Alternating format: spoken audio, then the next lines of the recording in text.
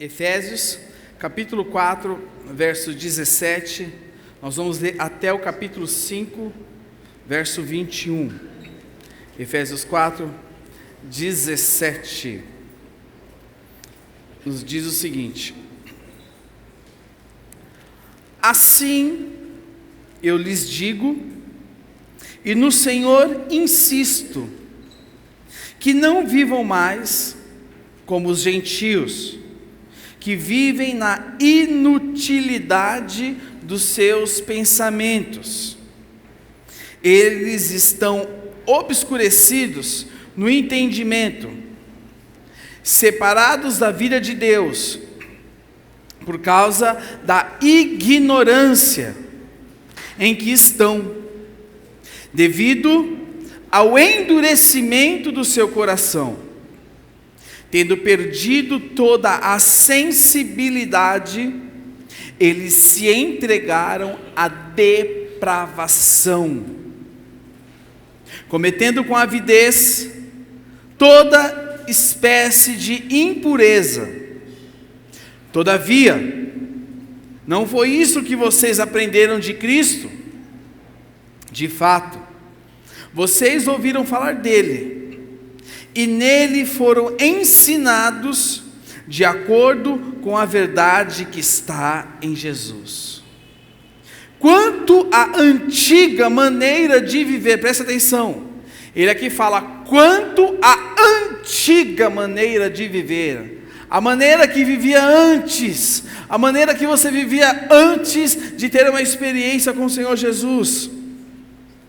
Vocês foram ensinados a despir-se do velho homem, que se corrompe por desejos enganosos, a serem renovados no modo de pensar, e a revestir-se do novo homem, criado para ser semelhante a Deus em justiça e em santidade, provenientes da verdade. Portanto, cada um de vocês deve abandonar a mentira e falar a verdade ao seu próximo, pois todos somos membros de um mesmo corpo. Quando vocês ficarem irados, não pequem, apaziguem a ira antes que o sol se ponha, e não deem lugar ao diabo. Verso 28, o que furtava, não furte mais. Antes, trabalhe, fazendo algo de útil com as mãos, para que tenha o que repartir com quem estiver em necessidade. Nenhuma palavra torpe saia da boca de vocês, mas apenas a que for útil para edificar os outros, conforme a necessidade, para que conceda graça aos que ouvem. Não entristeçam o Espírito Santo de Deus, com o qual vocês foram selados para o dia da redenção. Verso 31. Livrem-se de toda amargura, indignação, ira, gritaria e calúnia, bem como de toda maldade. Sejam bondosos e compassivos uns para com os outros, perdoando-se mutuamente, assim como Deus os perdoou em Cristo. Capítulo 5. Portanto, sejam imitadores de Deus, como filhos amados, e vivam em amor, como também Cristo nos amou e se entregou por nós como oferta e sacrifício de aroma agradável a Deus.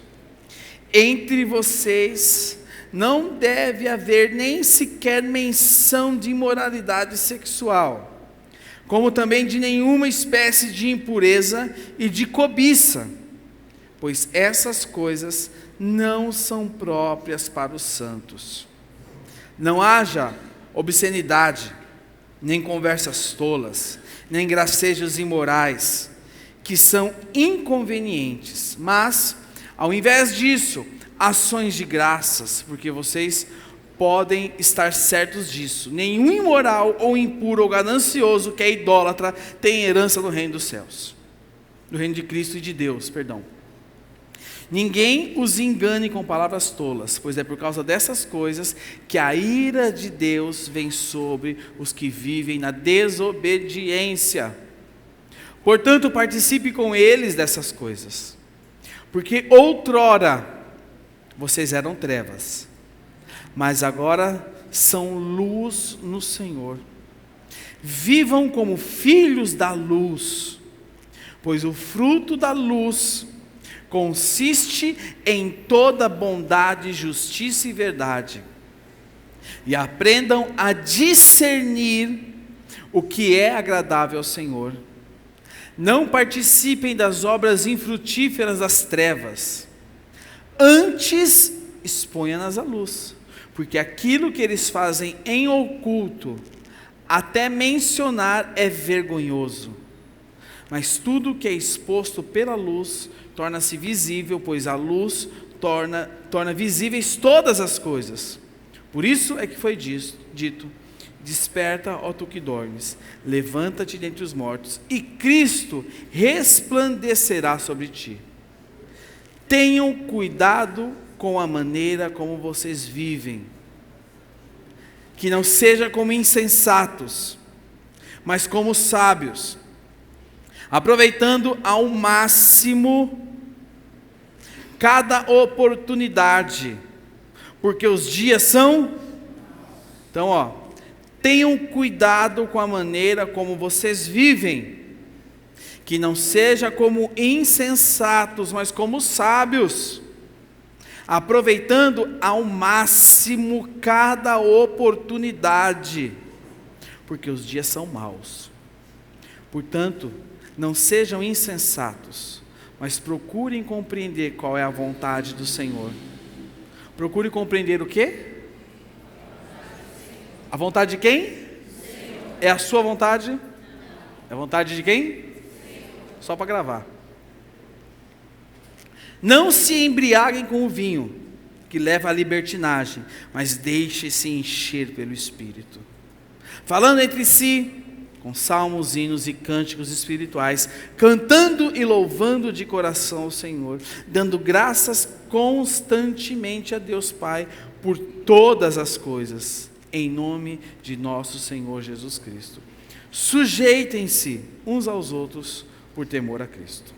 Pai, obrigado pela Tua palavra, que este momento seja um momento de revelação, Senhor. Assim como o Senhor pela manhã revelou a Tua vontade, revela agora também, meu Pai. Nós estamos aqui porque estamos sedentos em ouvir a Tua voz. Nos reunimos aqui porque queremos ouvir a Tua vontade para nós como igreja.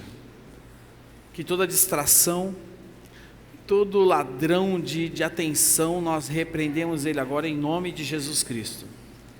E declaramos que os nossos pensamentos e a nossa atenção estão cativos a Cristo e ao Teu Espírito, Senhor. Nós queremos ouvir a Tua voz, em nome de Jesus, amém. Amém. Temos uma passagem de Efésios, onde o apóstolo Paulo, dentre tudo aquilo que ele fala, mas no resumo nos dá duas perspectivas: filhos da luz e filhos das trevas. Nos mostra o estilo de vida de cada um, nos mostra e fala muito sobre a maneira como cada um vive, e nos dá um alerta para que nós, como filhos da luz, não nos deixemos enganar, nem seduzir, nem nos deixemos levar pelas mentiras que o diabo tem colocado como normalidade nos dias de hoje. O diabo tem investido pesado em mentiras contra aquilo que são os valores da palavra de Deus, fazendo com que aquilo que era anormal para a gente se torne normal. E nós, como filhos da luz, começamos a criar concessões, abrir espaço nas nossas vidas e nas nossas famílias, para que a nossa casa comece a ser bombardeada por mentiras do diabo. É muito claro isso, e é muito nítido isso. Coisas que levantavam o cabelo de muita gente há anos atrás, hoje é normal. Hoje é normal. Você vê no mundo artístico, artistas que se dizem servos de Deus, aprontando barbaridades. E muitos falam, é normal. É normal. É normal. Precisamos ter o nosso filtro. Qual é o nosso filtro? Qual é o nosso filtro? A palavra de Deus. Muito bem ativo e presente nas nossas vidas, para que essas mentiras e esses enganos que Satanás tem lançado nos dias de hoje não se torne algo normal. Somente a palavra de Deus é que tem poder para confrontar as mentiras do diabo. Como que Jesus confrontou as mentiras do diabo no deserto? Com a palavra. Para cada coisa que Satanás proferia para ele, falava para ele, Jesus rebatia com o quê? A palavra.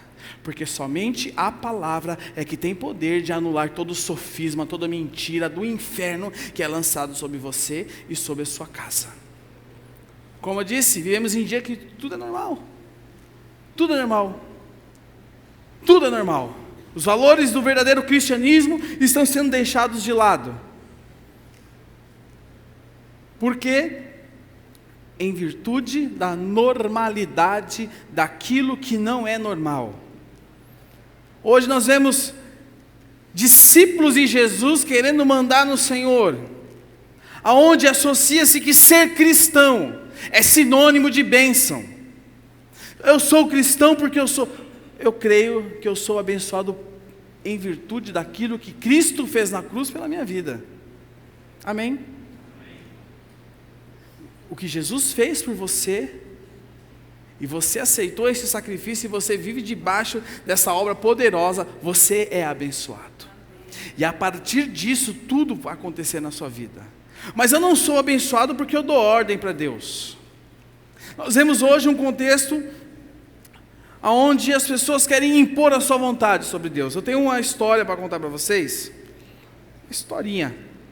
É uma ilustração, né? Uma parábola. Falar parábola fica mais bonito, né? É a história do confeiteiro. Vocês conhecem a história do confeiteiro? Conhece a história do confeiteiro? Vou contar para vocês a história do confeiteiro. Quem estava aqui de manhã não cagueta não. Ouve, faz. Você nunca ouviu. Faz cara de encantado, cara assim. Tá bom?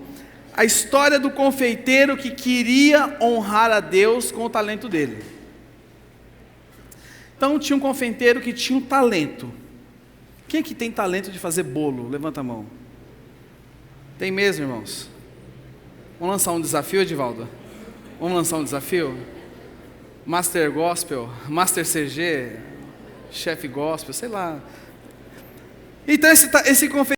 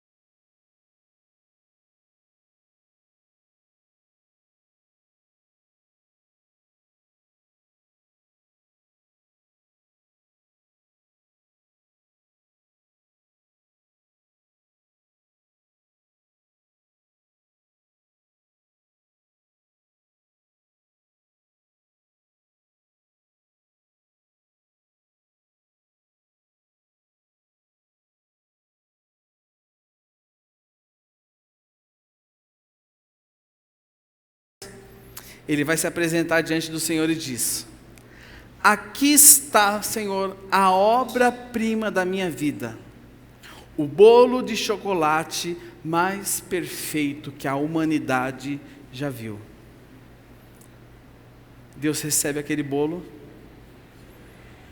olha para o bolo, olha para a cara dele e diz: eu não gosto de bolo de chocolate.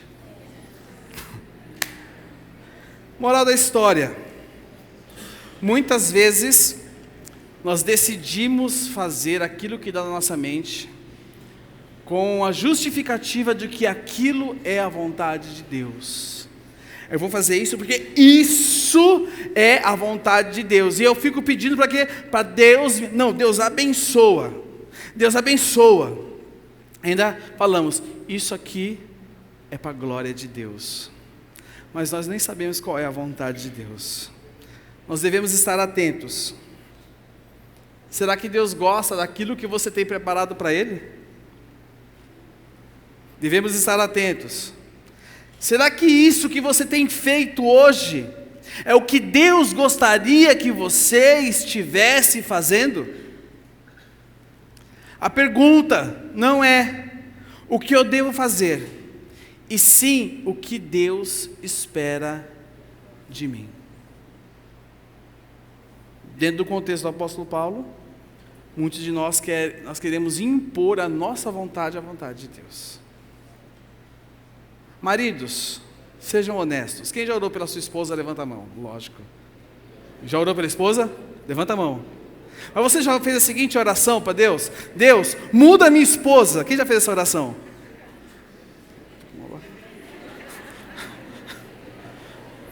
Quem já fez a oração? Vai, vamos lá, levanta a mão. Senhor, muda a minha esposa. Agora você já perguntou, Senhor, será que é eu que preciso ser mudado? Até o Senhor, seu Domingos. Misericórdia. Até o seu Domingos já fez essa oração. Se o seu Domingos já fez essa oração, eu estou limpo no pedaço então. Mas você já fez a oração, Senhor, eu preciso ser mudado. Ou então, Senhor, no que eu preciso ser mudado? Sabe por quê? Porque a nossa visão é de que Deus tem que fazer aquilo que eu quero, que eu preciso. A gente age como agia antes. Sabe o filho mimado? Que chora no chão do mercado, rolando, que você tem que desviar dele porque ele está rolando no chão, porque ele quer comer uma bolacha? É a gente. É eu. Este retrato é o meu retrato e o retrato de alguns. Porque nós queremos que tudo seja do nosso jeito. E aí achamos que Deus tem que cumprir todos os meus propósitos, e deixamos os propósitos de Deus de lado. Mas qual é o principal propósito de Deus para a minha vida e para a sua vida?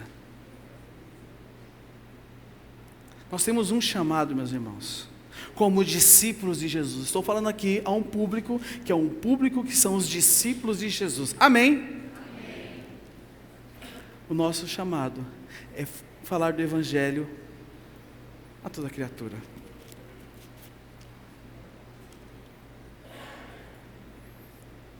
Muitos de nós achamos que o nosso propósito é chegar no céu. Mas o nosso propósito se manifesta na terra, e depois vem o céu. Jesus manifestou o propósito dele na terra, e depois ele foi aos céus. E nós vamos ter isso claro em nossas mentes. Precisamos ter claro isso nas nossas vidas. Deus nos chamou, meus irmãos, Deus não nos chamou para que nós andemos de acordo com aquilo que a gente acha que é um padrão, mas Deus nos chamou para que nós andemos de acordo com a palavra dEle e de acordo com aquilo que Ele quer fazer através da sua vida, meu irmão. Você pode estar aqui hoje com um bolo de chocolate pronto, achando que Deus vai comer o seu bolo de chocolate.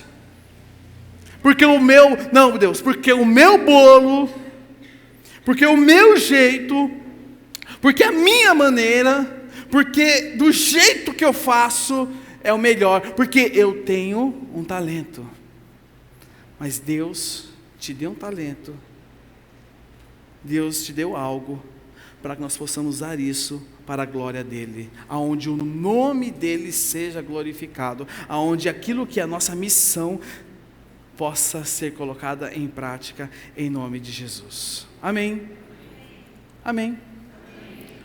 Sabe o que acontece, meus irmãos? Nós somos pessoas muitas vezes egoístas. Quando o calo aperta, nós nos preocupamos com o nosso calo. E nos esquecemos que existe um Deus que cuida das nossas vidas. Você crê que Deus cuida da sua vida? Quem crê que Deus cuida da sua vida, levanta a mão bem alto comigo. Então, porque muitas vezes nós crendo que Deus cuida das nossas vidas, que Deus cuida dos detalhes, não, porque Deus é fiel, Deus é maravilhoso, Deus é soberano, Deus ele brilha, tão grande que ele é. Nós crendo nisso, na hora a gente procura a solução na gente mesmo, naquilo que eu sei fazer, no meu bolo de chocolate, naquilo que eu sei fazer de melhor. Nós precisamos entender que nós somos filhos da luz. Você é filho da luz. E como eu falei de manhã, eu estou seguindo o mesmo caminho, eu vim para cá para o culto hoje com um bolo de chocolate pronto, lindo, para entregar para Jesus, irmãos. Perfeito, o bolo de chocolate perfeito. Mas você sabe o que Deus falou para mim?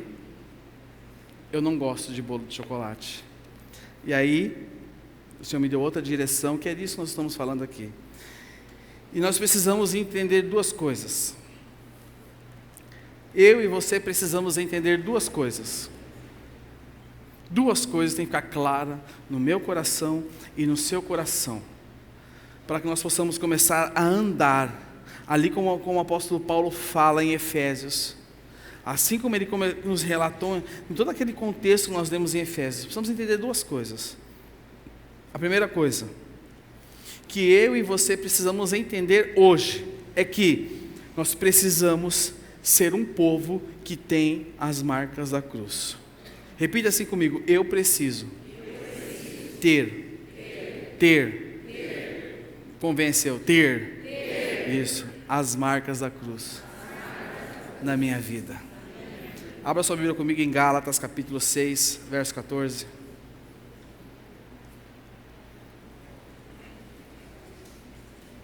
Gálatas capítulo 6,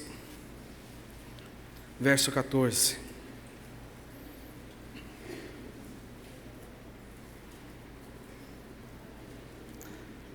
Diz o seguinte: mas longe esteja de mim gloriar-me, senão na cruz de nosso Senhor Jesus Cristo, pela qual o mundo está crucificado para mim e eu para o mundo.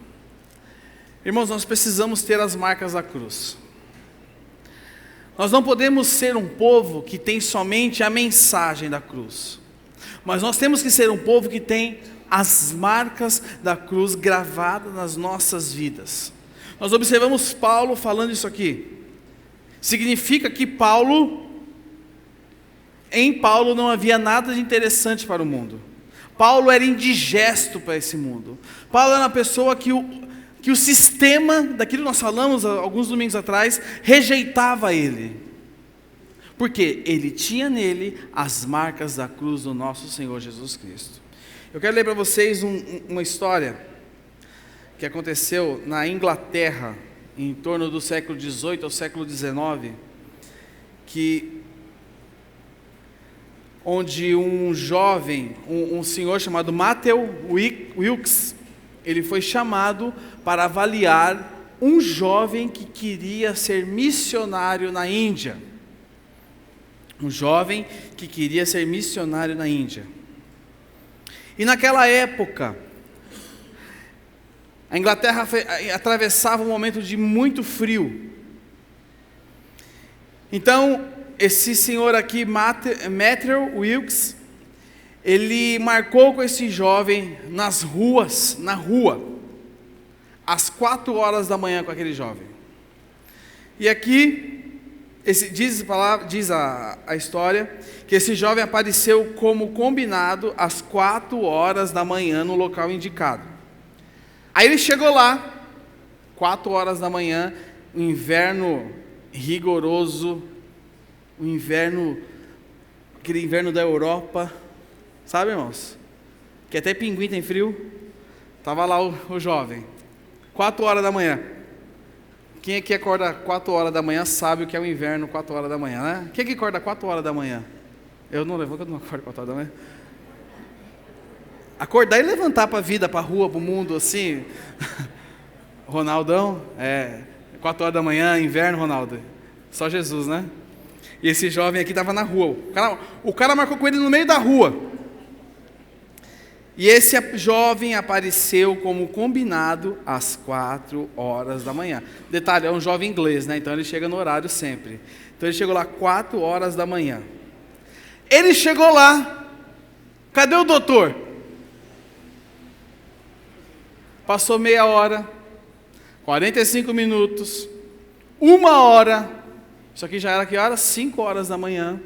Passaram-se 1h30, 2 horas. E o doutor chega. Que hora que era?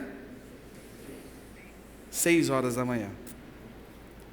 Aí o doutor chegou, cumprimentou o jovem com naturalidade. Sabe quando a pessoa chega atrasada e ela age como se nada tivesse acontecendo? Tipo, oi gente, tudo bem com vocês? Tudo bom? Estou no horário. Sabe? Aconteceu isso. Quem já passou por isso? E o doutor chegou, olhou para o cara daquele jovem, cumprimentou ele com naturalidade e disse ao jovem o seguinte: eu tenho 2 perguntas para você. Aí ele falou, vamos lá. Primeira pergunta, soletre para mim a palavra gato. Pegadinha, né? Gato com G-A-T-O-T-H-O, como você quer que eu soletre? Soletre para mim a palavra gato. Ele soletrou gato. Como é que soleta gato? Respondida a pergunta. Agora vamos ver como você está em matemática, o doutor falou para ele. Quanto é 2 mais 2? Ele falou 4. Aí sabe o que o doutor fez? Deu um tapinha nas costas dele e falou, muito bom, pode ir embora agora que eu vou te avaliar melhor. Se isso é com você, meu irmão, o que você faz? Vamos desligar a gravação e vamos soltar aqui, vamos lavar a roupa suja agora aqui. O que você faz? Pessoal, 4 horas da manhã, Wallace. Frio, de pinguim ter frio. Aquele frio. O cara atrasa 2 horas. Manda você soletrar gato e fala quanto é 2 mais 2. Aí o jovem foi embora. E no dia seguinte o doutor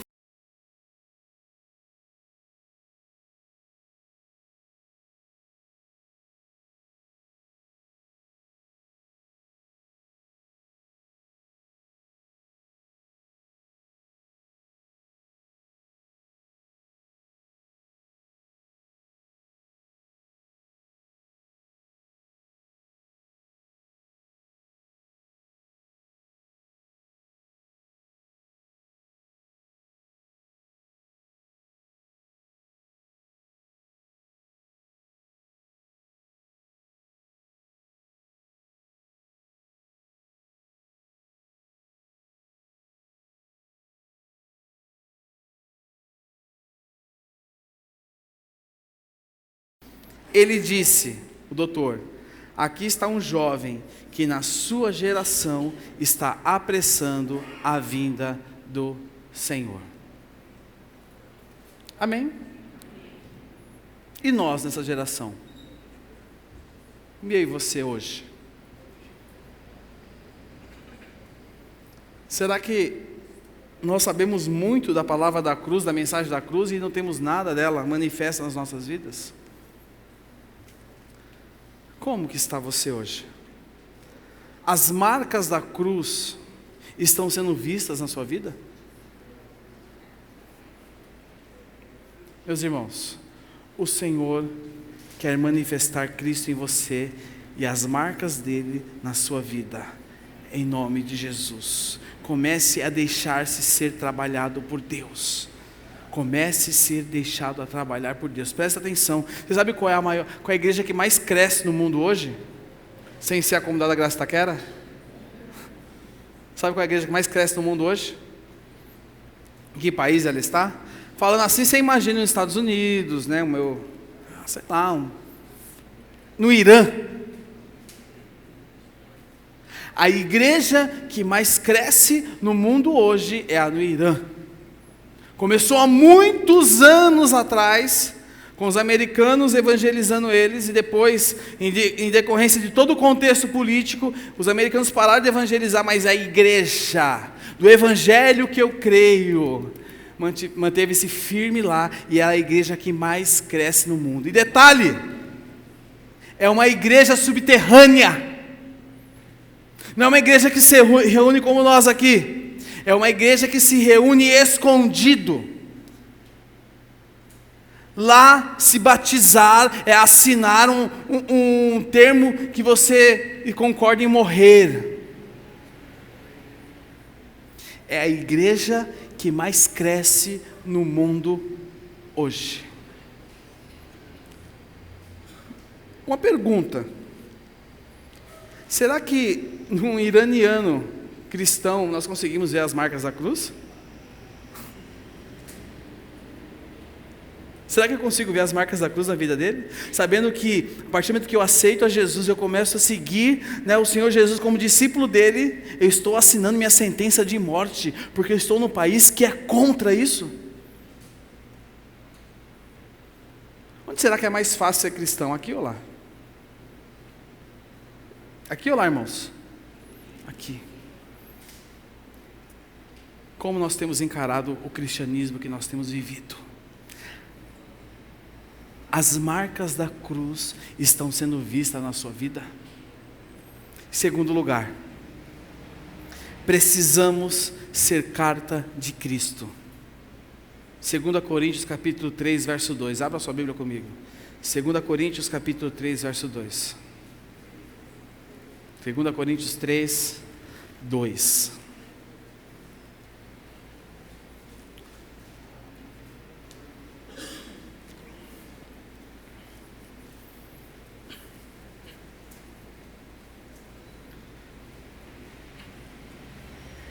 Diz o seguinte: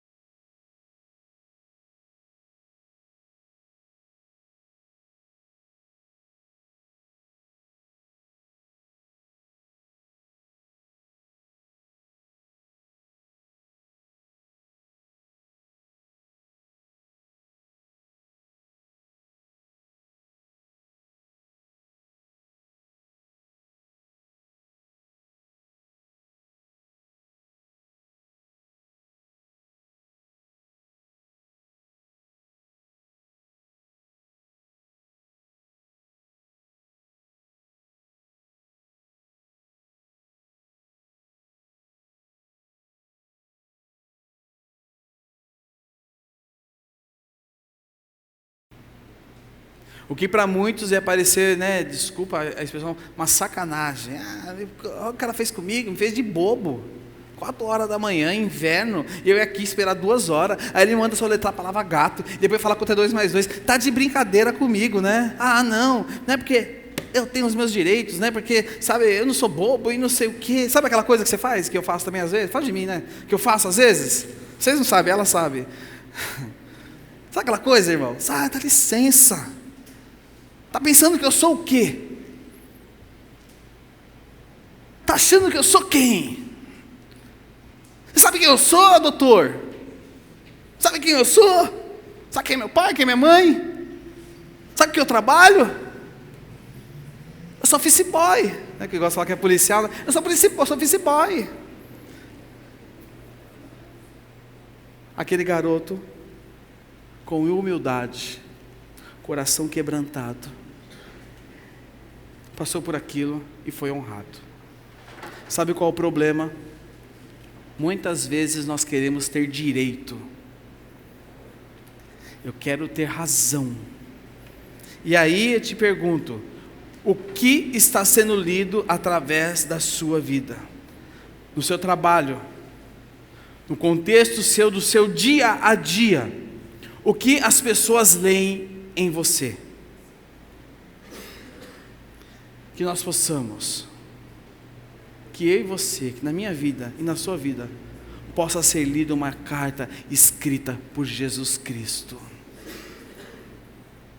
Que a mensagem da cruz não seja somente uma mensagem que está gravada na sua mente, que você sabe ela de trás para frente, de frente para trás, mas que ela seja vivida e pregada pela sua vida todos os dias. Que você viva, que você coloque em prática. Sabe, meus irmãos, apareceu um pouco chocante que eu vou falar para vocês agora.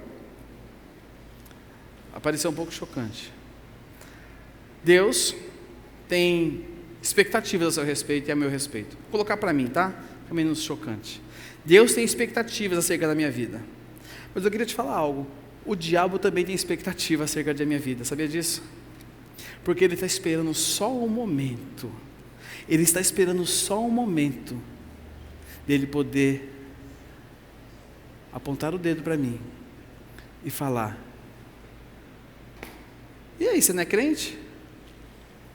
Cadê o irmãozinho? Já ouviu isso? Ou você já falou isso? Que o Senhor nos guarde disso. Que eu e você nos posicionemos como os filhos da luz em todos os momentos, porque existe uma grande nuvem de testemunhas olhando para mim e para você. E meus irmãos, que a minha vida e a sua vida seja uma pregação do Evangelho por onde quer que eu e você passemos, em nome de Jesus. Por onde quer que eu e você passemos, em nome de Jesus. A partir de hoje, a sua oração não é: Senhor, muda o meu cônjuge. Não, Senhor, me muda. Senhor, trabalha na minha vida. Que nós possamos, meus irmãos, ser carta de Cristo. E que nas nossas vidas fique expresso que nós temos as marcas da cruz do nosso Senhor Jesus Cristo. Feche seus olhos. Curve sua cabeça.